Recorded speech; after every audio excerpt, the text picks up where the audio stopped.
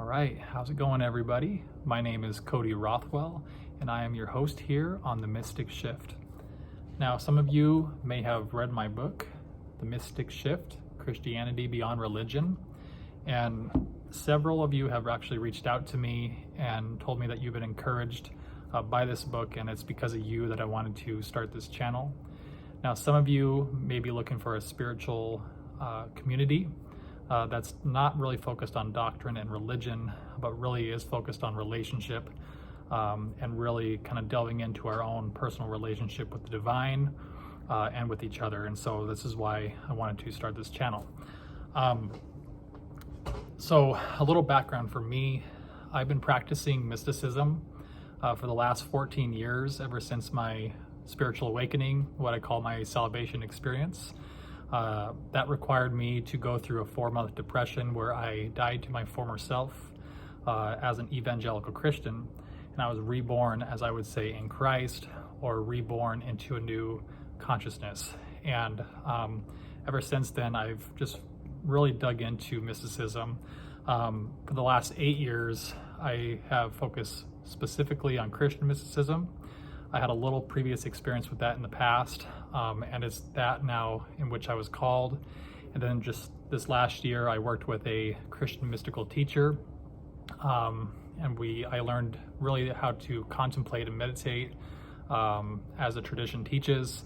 And in December of last year, I was baptized into that tradition. You can kind of see my chain here. This is actually the Lord's Prayer, and this is sort of a symbol for me going into that tradition. So that's just a little bit of my background.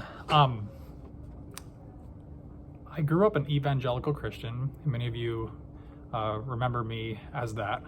When I was 7 years old, my grandma told me that I was going to be a pastor someday, just like my grandpa. And so I really took that at heart. I started to really dig into the Bible, go to church consistently. My grandma gave me my grandpa's old prayer room and his old communion set. And I used to write my name, Pastor Cody Rothwell, on all the birthday and Christmas cards that I gave to my friends and family. They thought it was funny or cute, but I was being totally serious. And that really, I would say, started my spiritual fervor. It was my grandma's prophecy. So I grew up, I was a young earth creationist. I took the Bible literally. I was a typical evangelical Christian.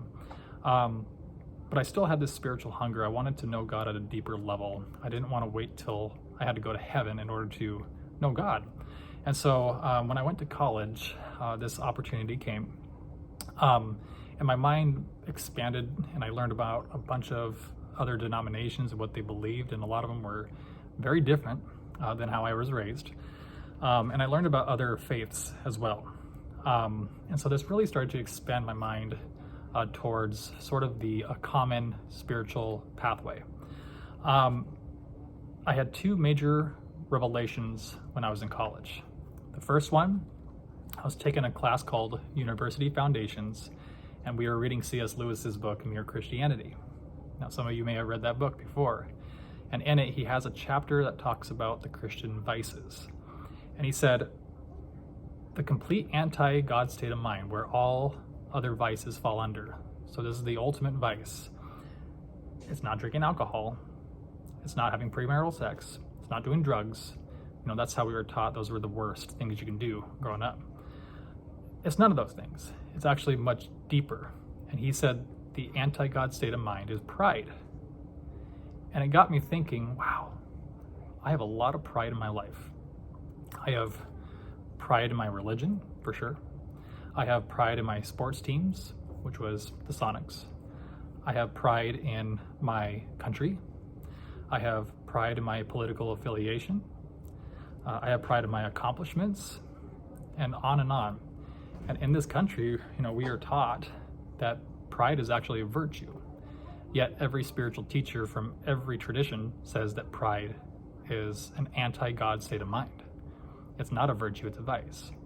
And so this actually started to turn my focus inward on sort of what was holding me back from being one with God. The second revelation I had, I read Matthew 22, 36 through 40 again. Now, as a pastor prodigy, I had read the Bible over numerous times before I even went into college. And so I had read this passage before many times.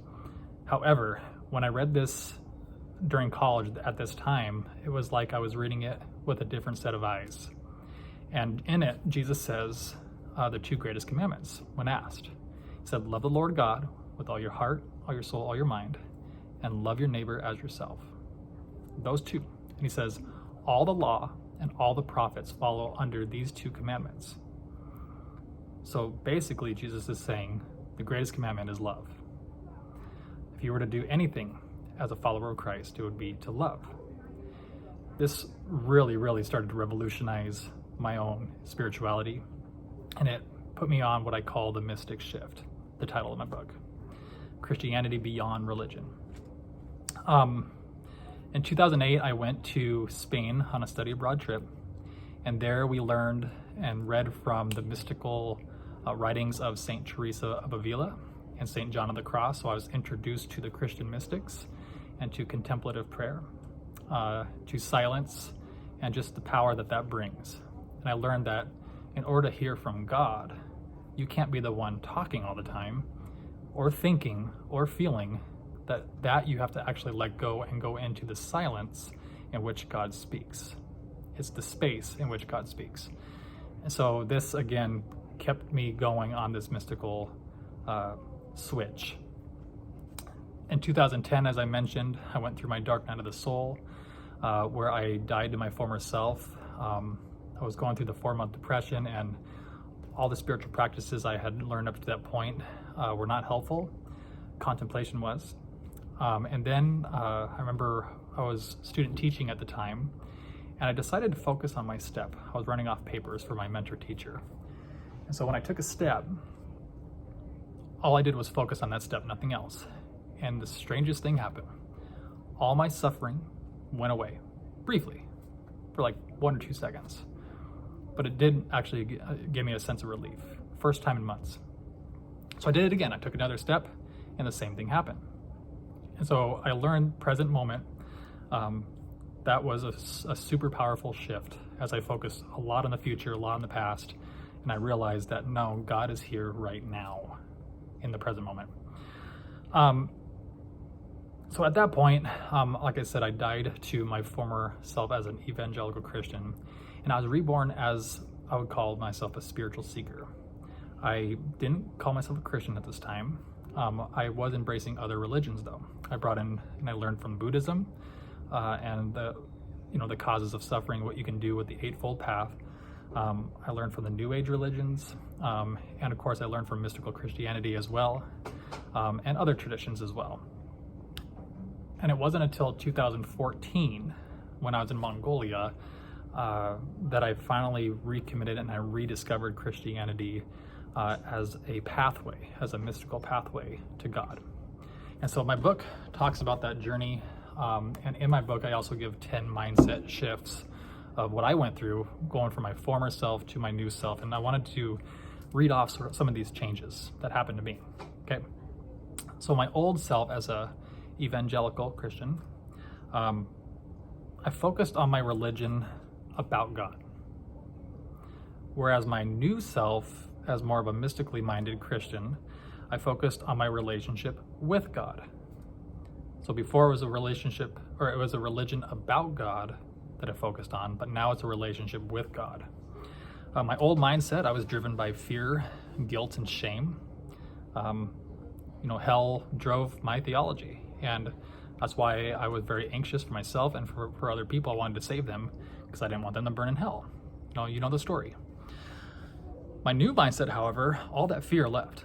I no longer have feared hell or feared or had a shame-based, guilt-based consciousness, but instead, love, joy, peace, and faith and patience really started to explode within my life, what you would call the fruits of the Spirit. This was the evidence that I knew I was going through a transformation of the Spirit. The old mindset, I relied on others' God experiences. This really came in the form of the Bible. I believe that God stopped speaking to people 2,000 years ago, and that we can only speak through God through the Bible, and that God really isn't the same today as God was 2,000 years ago.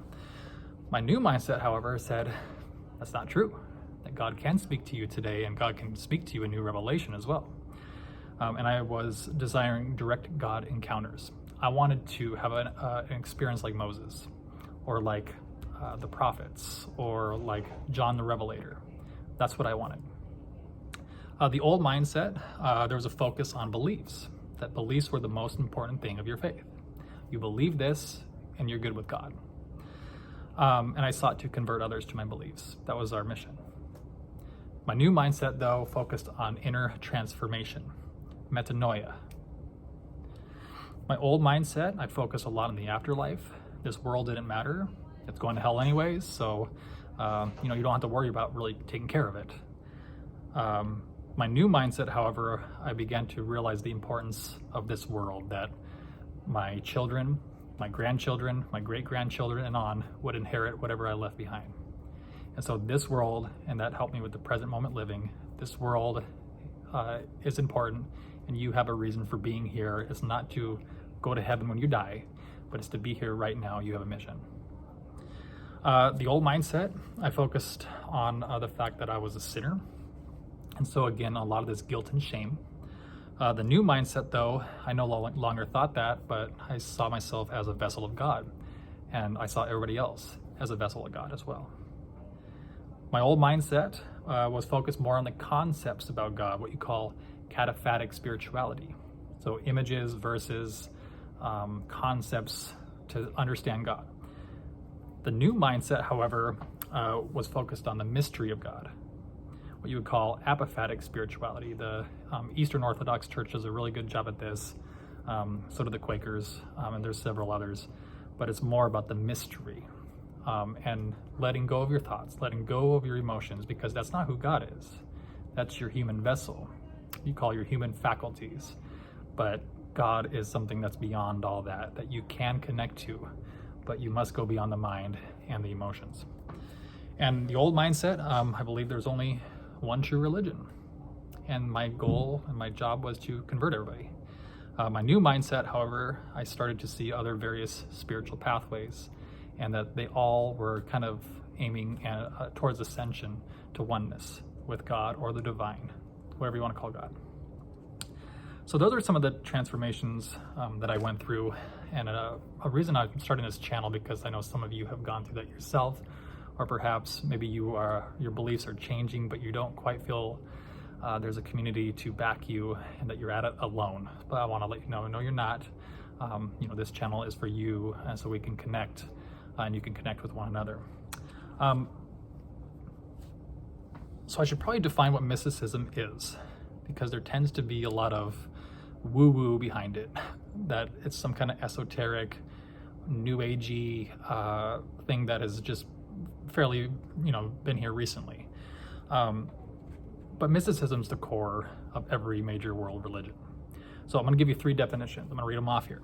The first one: mysticism is the experience of mystical union or direct communion with ultimate reality, or God. Number 2, the belief that direct knowledge of God, spiritual truth, or ultimate reality can be attained through subjective experience. Or 3, this is my definition, is anyone who connects with God directly without the need of a mediator. So all 3 definitions, you see the term direct. We're not relying on secondary notions of God, but we want our own personal experience with God, and we want to be in union with God. That's what a mystic is.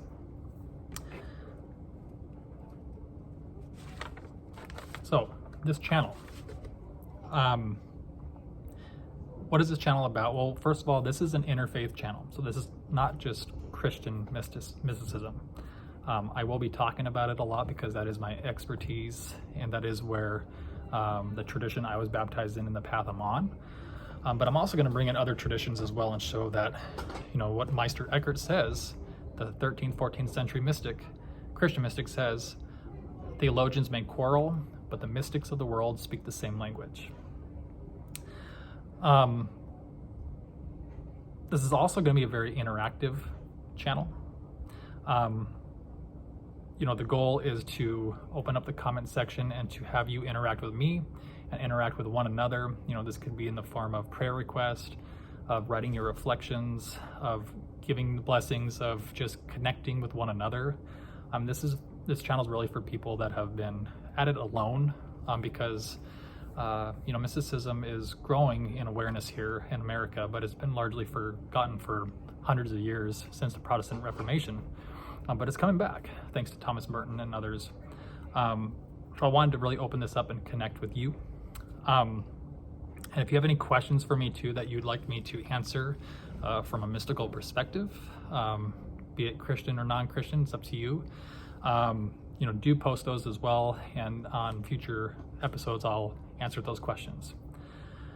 And please, no trolls. Go somewhere else. You can go to many other pages that align with you and agree with you. But here, let's keep it positive. Let's keep it uplifting. Let's bring love, joy, peace. Let's make this channel about connection and really bringing and elevating our spiritual awareness. I'm also going to be posting a guide, probably in the description below. And this guide will give all the readings that I post on every episode, as well as reflection questions and the prayer or activity or meditation at the end. So if you're driving and you're listening to this, you can just go home and read it off through the PDF or print it off and use it as sort of a devotional. And so I do want this channel, I intend to post once a week, so that way you can use it as a devotional, especially if you don't have a spiritual community that you're part of now. You can use this as your personal devotional. I do intend to have guests on this channel from a variety of spiritual traditions, and they can share their spiritual journey with us and the practices that they learned, and the evolution of their spirituality as well. And if you're part of one of these traditions and you'd like to come on here and have a good conversation, do reach out to me. You can also go to our center's website, which is www.centerfordivineencounter.org, and you can go to the contact page and reach out to me. I'll also put that into the description below. I will also say that this podcast, not a podcast, I was going to call this a podcast at first, but I'm going to just call it channel. It's not going to take a religious or political stance. So I'm not going to be preaching dogma or doctrine, or any kind of political affiliation. That you can be whatever you want to be, as long as it doesn't affect the positivity that I hope to create here. But no, we will not be political. We will not be religious. In fact, I will encourage you to look beyond both. I don't expect there to be a mass following right away either, so I imagine this will grow over time. And I hope this will be useful to you. So yeah, this is totally free too. I'm not gonna be asking you for any offerings or tuition or anything like that. I feel like we need more free videos here. I feel that's what Christ would have done anyways. All I'm asking is that you be open, have an open heart, open mind, be willing to engage in this as well. Nevertheless, if you would like to support me, I do encourage you to go to Amazon and order copies of my book. Again, The Mystic Shift, Christianity Beyond Religion. And this is the Christian perspective, but I do tie in other spiritualities there too, and try to show that the mystics do speak the same language. So yeah, buy copies for yourself and for others, hand them out, just to get the message out and to really start bringing forth this new spiritual consciousness, which our world and especially this country desperately needs. So at the end of every video, I am going to give you a meditation or an activity. Again, I want this to be interactive and I know I've been to many sermons and many messages where you hear a lot of words and a lot of things, but you're not quite sure how to apply them into your own life. That's where I hope this channel does for you, is that you can take something with you as you bring it into your own spiritual practice. So there's 3 things that I would suggest that you do watching this introduction. Number one, join the Mystic Shift community by liking this video and subscribing to this channel. Then you'll be updated when new videos are posted weekly. Number two, locate or buy a notebook or a journal. As an interactive channel, one of the benefits is to really have a reflective journal where you're reflecting on the questions, you're reflecting on the sacred scripture that we were going to present, and you're reflecting on the activities and the meditations. It does bring out a greater experience. So I encourage you to grab a notebook or a journal. And the last thing, if you haven't started a meditation or a prayer or contemplative practice, I encourage you to do that. That's the first step. Everybody should have some kind of practice that they're doing to really bridge that gap between you and the divine. That's what a mystic does. So I encourage you to start a meditative prayer or contemplative practice. So that's all I have for today. I will post these videos once a week. Today was just more of an introduction, but I did want to give you sort of these practices or these activities to do as we get started.